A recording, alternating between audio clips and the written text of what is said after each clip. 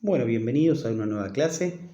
Hoy, vamos a empezar a ver, lamentablemente, en esta parte de la bibliografía, es un tema muy interesante, que es lindo debatirlo, analizarlo, buscar ejemplos, que cada uno diga lo que conoce, pero bueno, dadas las circunstancias, veremos de explicarlo de la mejor forma posible y que podamos interactuar dentro de la medida de lo posible de las circunstancias que nos acontecen. Hoy veríamos el capítulo 10 que habla de qué son los mercados comunes. Vamos a hacer una pequeña introducción y hablar un poco de todos ellos y luego cerraríamos con una conclusión. Es un capítulo que generalmente cuando uno lo da en clases, dada la interacción con ustedes, generalmente nos lleva a 2 clases. Porque uno explica el alcance, explica la forma, la composición, el origen, si se modificó en algo y qué pasa en la actualidad. Entonces, dada toda esta circunstancia y todos estos antecedentes que les digo recién, el poder hacerlo a través de una grabación de la clase hace que se pierda un poco ese debate que es tan interesante desarrollar cuando uno analiza la composición y los distintos bloques que existen o existieron en el mundo. La mayoría continúa existiendo con una composición diferente y lo que van a ver en general es que les voy a explicar el bloque, algunos de los países que lo integran, el año de la fundación, los organismos en los casos de que los hubiera y luego las políticas que establece. ¿Qué es lo importante que les tiene que dar esta parte? Un poco la historia del bloque. Hay algunos con una historia muy rica en lo que es el conocimiento, la formación, y que seguramente algunos no van a conocer y algunos otros lo habrán escuchado con más énfasis. Y no es importante que sepan todos los países, porque hay bloques que son muchos países y bueno, lo que me importa un poco es que sepan algunos ejemplos, dónde se sitúan geográficamente y más o menos la década en la cual se fueron creados. Eso es lo más importante que le tiene que dar de esta parte de bloques comerciales. La clase pasada hablábamos un poco de documento de transporte, hicieron un trabajo práctico muy completo que fui corrigiendo. Creo que algunos quedaban pendientes, pero la mayoría ya los había integrado. Y lo que hablábamos un poco en la clase era de los documentos de transporte. Hablábamos de que los documentos principales que hacen al medio de transporte, de acuerdo al tipo de transporte, van variando. Y hablábamos de la importancia de la carta de garantía, es decir, de que el transportista, principalmente en el caso del transportista en compañías navieras, tenga una documentación que le permita desarrollar el viaje con la mayor serenidad y seguridad posible, siendo responsable desde la entrega con esa carta de garantía que asegura de que fue entregada en condiciones. ¿Por qué se daba? Porque muchas veces no hay tiempo, el volumen es muy grande y en algunas circunstancias es imposible de inspeccionar porque afectaríamos, por ejemplo, el embalaje, la presentación, por ahí demoraría mucho tiempo y esto haría que sea imposible de poder concretar la operación en tiempo y forma. O sea, es muy raro que uno lo lleve un día antes porque todo el almacenaje tiene un costo, entonces uno traslada la mercadería hacia el medio de transporte con un par de horas de anterioridad, pero no con un tiempo por ahí suficiente como para inspeccionarlo o para poder llevar una inspección, aunque sea ocular, un muestreo, algo que le dé serenidad al capitán de la compañía naviera. También hablábamos un poco del transbordo, que el transbordo, acuérdense que le decíamos que era el paso de un medio de transporte a otro, pero que la definición de la bibliografía hablaba de que un transbordo es el movimiento horizontal de un medio de transporte a otro, porque se cargaba y se depositaba de un medio hacia otro, y que generalmente ocurre muchas veces en los puertos, cuando viene por transporte terrestre y luego sale por transporte marítimo. Es lo común que se suele concretar y la mayoría de las operaciones van a ser, salvo que nuestra empresa y la empresa que recibe sean empresas portuarias. Si no, la mayoría va a tener que interactuar con otro medio de transporte, entonces va a haber transbordo y va a aparecer lo que hablábamos como el transporte multimodal. Bueno, eso un poco siendo un breve repaso de la clase pasada. Adentrándonos un poquito en la clase de hoy, que es bloques comerciales, vamos a hablar un poquito primero de la necesidad de un bloque comercial. ¿Por qué? Hay países que son pequeños, hay países que quizás tengan dificultades económicas, sociales, o bien existen otros casos donde los países tienen similitudes culturales y es por ello que es más fácil asociarse con países limítrofes, es decir, raramente puede existir un bloque de, por ejemplo, un país de Latinoamérica y otro país de Europa, porque no comparten la cultura, no comparten el idioma, no comparten factores sociales, no comparten la historia. Es decir, por ejemplo, Latinoamérica está compuesto por un bloque principal, luego vamos a ver que hay otro bloque, pero con poca trascendencia a lo largo de la historia, pero principalmente un bloque que es el Mercosur. ¿Qué pasa? Este bloque es importante y está caracterizado, a excepción de Brasil, por países que manejamos un mismo idioma, el idioma castellano. Entonces, somos países que lo integramos y que tenemos una historia similar, una colonización similar, un descubrimiento o colonización, como se lo quiera denominar, sin entrar en terreno histórico, donde hace aproximadamente 500 y pico de años se llegó a América y entonces se fueron colonizando los lugares con nativos y inmigrantes y fueron formando las que son las sociedades culturales hoy en día. Entonces, es muy difícil podernos integrar con otro país o también por la distancia. ¿Cómo haríamos para interactuar con un país de Europa cuando estamos a miles de kilómetros? En cambio, en otros países la mayoría comparten fronteras, comparten transporte terrestre y eso es diferente cada uno. Entonces, principalmente es por factores en común y a su vez nacen también por la necesidad de integrarse y tener un mayor poder de negociación.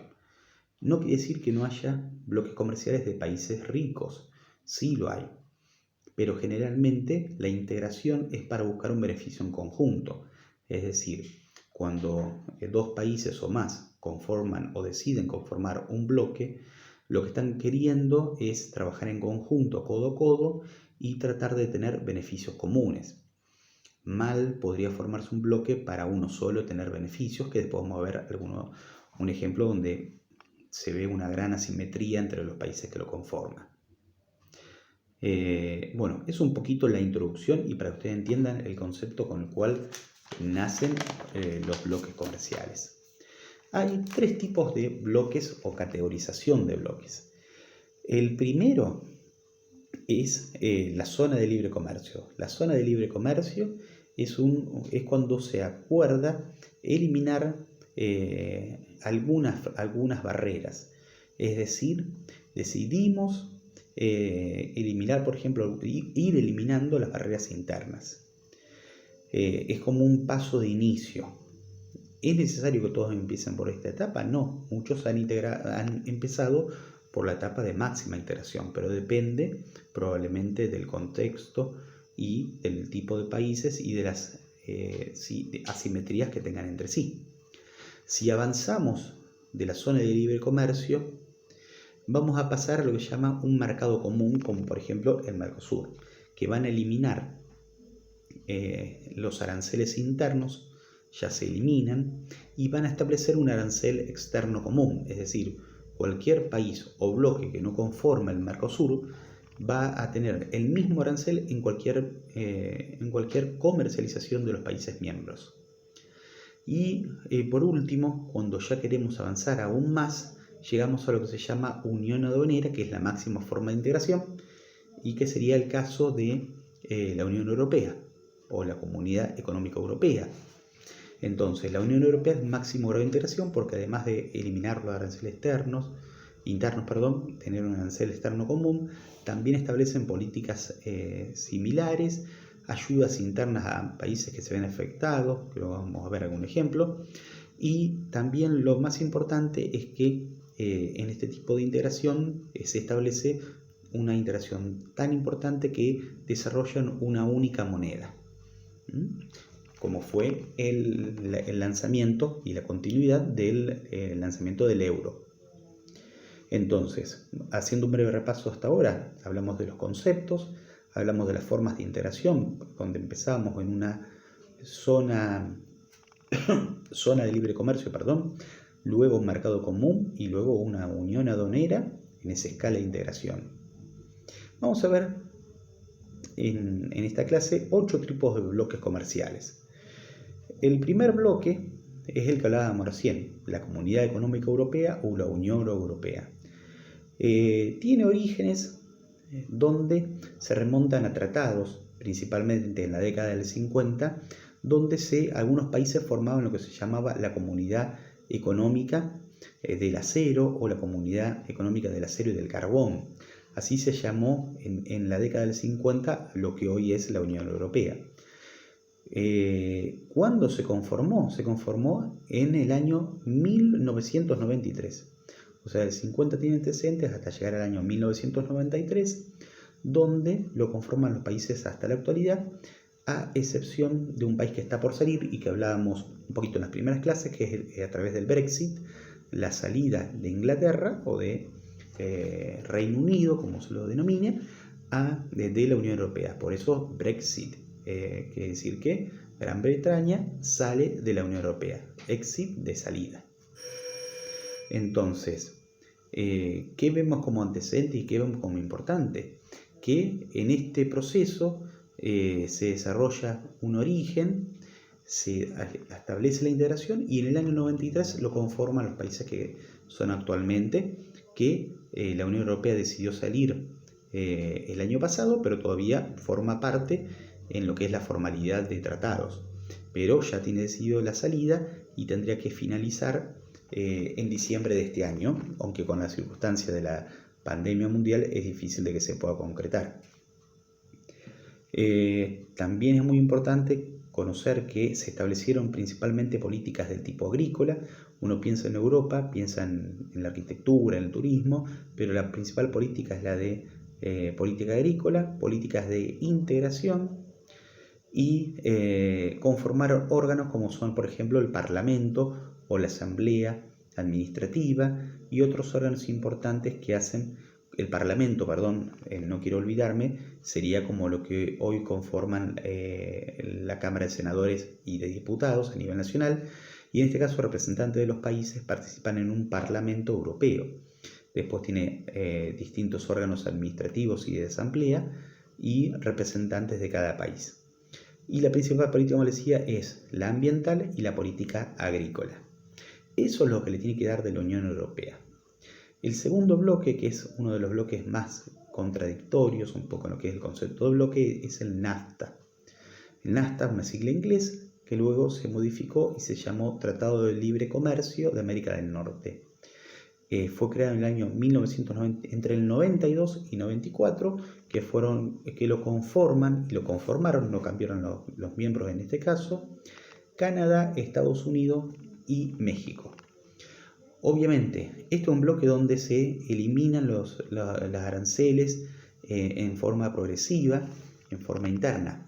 Y acuérdense que siempre que hablamos de aranceles y en forma progresiva y en forma interna, hablamos de la libre circulación de bienes, servicios y mano de obra, recuerden. Entonces, ¿por qué les digo que algunos bloques son contradictorios? Porque si vamos hacia una libre circulación, parece contradictorio la creación de un muro que separe y que impida la circulación de los habitantes de México a Estados Unidos.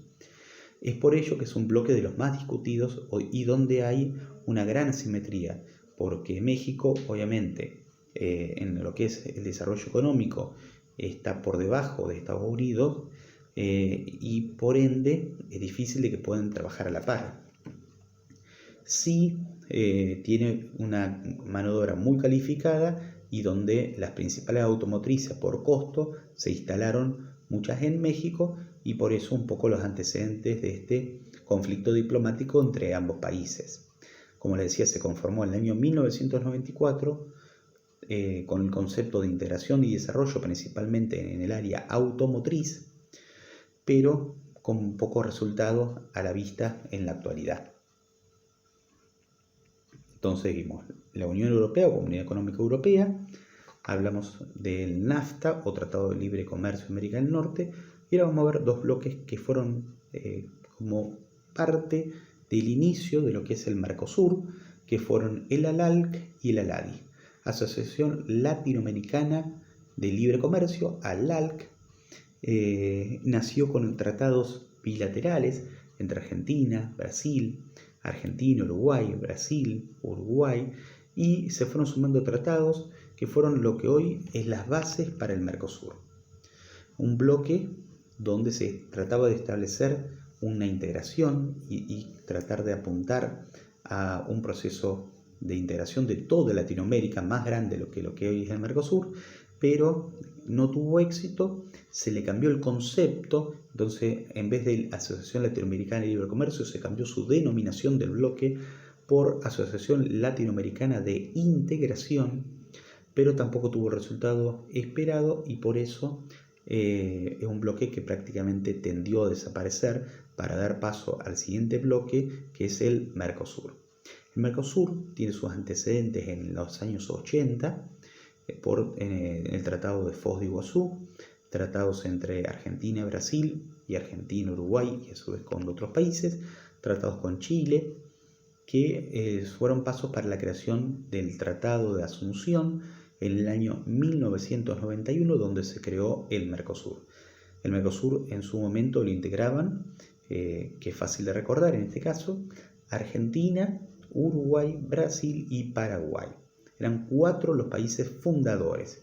Luego se fueron agregando algunos como países socios, como por ejemplo Chile y Bolivia, y luego se fueron integrando todos los países y hoy por hoy lo integra todo Sudamérica menos las Guayanas.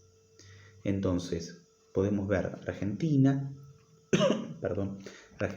Chile, Perú, Ecuador, Bolivia, Paraguay, Uruguay, Brasil, Colombia, Venezuela. Todo menos lo que es la Guayana forman lo que es el Mercosur. Entonces uno puede intercambiar bienes con todos estos países y puede circular como si fuera un ciudadano con el documento del Mercosur. Podemos trasladarnos a cualquiera de estos países y trabajar en cualquiera de estos países por el Tratado de Asunción del año 1991. Este tratado estableció también la creación de órganos como lo que luego fue denominado el Parlasur, que hoy no está prácticamente en funcionamiento, y atravesó muchos momentos conflictivos entre las partes, dado que los principales países desarrollados eran Argentina y Brasil, y donde la situación económica de cada uno afectaba a la normal circulación y al cumplimiento de la libre circulación. Es decir, cuando por ejemplo Argentina atravesó momentos difíciles en lo económico, lo que hizo es cerrar las fronteras o no permitir que entraran productos de Brasil que entraban más baratos, principalmente en la década de la convertibilidad, en la década del 90. Pero esto iba en contra de los conceptos que crean el Mercosur. Entonces había una contradicción interna. Es decir, no es un bloque que todavía esté consolidado entre los países miembros, ya que en situaciones de crisis otros bloques, por ejemplo, en la Unión Europea, cuando estuvo la crisis principalmente que afectó del sector inmobiliario, afectando a España y luego Grecia, los otros países miembros hicieron un salvataje económico a estos países, es decir, ayudaron a un país, no fue que se dio un préstamo a una tasa usurera para luego ganar, sino que se lo trató de ayudar porque era el concepto de que había que ayudar a los países que formaban parte del tratado y de ese mercado. Hasta acá vimos la mitad de los bloques. Otro bloque que también tuvo un paso conflictivo es el Pacto Andino, que se firmó en el año 1969 en la ciudad de Cartagena, en el país de Colombia, y que lo conformaron Chile, Ecuador, Perú y Colombia, y en algunos momentos estuvo formado por Bolivia. En este contexto, una situación, piensa en el año 69, en pocos años estaba la dictadura en Chile, en Argentina, en varios países, entonces era un momento socialmente conflictivo para desarrollar un bloque. Sumado que en el año 1994 prácticamente no llegó, pero estaba en vistas de ocurrir un conflicto bélico entre Ecuador y Perú, entonces algunos de los países miembros se retiraron, y si bien hoy por hoy existe, es un bloque que ha perdido trascendencia. Es decir, el único bloque que tiene trascendencia, más allá de los vaivenes de la economía y las dificultades económicas que atravesó cada uno, en lo que es Sudamérica, es el Mercosur. El siguiente bloque, el bloque 6, es la Comunidad de Desarrollo Africana del Sur, SADC es la abreviatura. Este bloque es un bloque muy importante que se desarrolló en el año 1979, su concreción, y que fue integrado por varios países como Argelia, Sudáfrica, Túnez, muchos países lo fueron integrando, y que no nació con un objetivo de comercializar. Piensen, vámonos a la década del 50, 60, en África la mayoría de las personas eran tratados como esclavos y emigraban a otros países como mano de obra esclava y vivían una situación muy difícil. Este proceso, luego se inició un proceso donde se hicieron valer los derechos de los ciudadanos del continente africano y de lo que es la zona del sur de África, que se llamó apartheid, y que el apartheid fue un proceso de liberación o donde sin conflictos bélicos se fueron liberando los países del proceso de esclavitud, y a su vez también se fueron liberando que eran la mayoría colonias europeas, por lo cual muchos países fueron desarrollándose en la medida de lo posible. Hoy por hoy prácticamente el más desarrollado es Sudáfrica, pero donde la principal política era la política agrícola, a partir de la concreción de este tratado, y se buscaba reducir asimetrías ante la pobreza que reinaba en el continente y que lamentablemente sigue afectando a la mayoría de los países. Una situación muy difícil. Entonces, este es lo que le decía, que se diferencia mucho de los anteriores, porque en este caso lo que movilizó el proceso de integración es salir adelante de un proceso de esclavitud y de un proceso de situación económica muy, muy crítica para los países miembros. El siguiente bloque es la Comunidad del Caribe, CARICOM, que se formó con la firma del tratado de 1973 y lo conformaban los países del Caribe, Jamaica, Puerto Rico, Cuba, es decir, muchos de los países formaron este bloque que hoy continúa, pero no ha tenido una trascendencia esperada, que también fomentaban lo que es las actividades agrícolas, de la integración y la reducción de las asimetrías. Bueno, y nos queda el último bloque, uno de los bloques que tuvo un crecimiento importantísimo, que se llamaba la Asociación de Naciones del Sudeste Asiático, cuya sigla es ASEAN, ASEAN, y que se conformó en agosto del 67, donde la mayoría de los países del sur de Asia, Filipinas, Indonesia, lo que es Japón, todos estos países se integraron y desarrollaron un bloque donde el principal incentivo era aportar mano de obra para producir tecnología y enviarla al mundo y atraer inversiones. Esas eran las principales políticas que se establecían. Es un bloque que tuvo un crecimiento importantísimo y que en el año 2015-2016 se conformó como un mercado único y sigue en crecimiento, siendo uno de los sectores con mayor crecimiento económico a nivel mundial. Es decir, fueron acortándose los plazos. Primero establecían para eliminar las fronteras en tanta cantidad de años, y estos años los fueron reduciendo y crecieron a tasas altísimas en lo que es el desarrollo y crecimiento del PBI, del 2, 3, 4 y 5%, siendo países de un alto grado de desarrollo y con propósito de integración principalmente en el desarrollo tecnológico.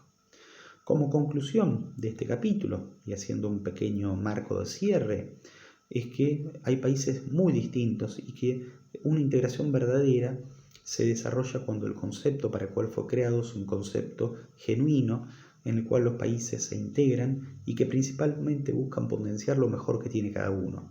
Cuando no es así y prevalecen los factores individuales, aunque obviamente es difícil ponerse en la situación de cada país cuando atraviesa conflictos económicos o crisis o conflictos bélicos, como casi pasó entre Ecuador y Perú, y pensar en unirse a otro país.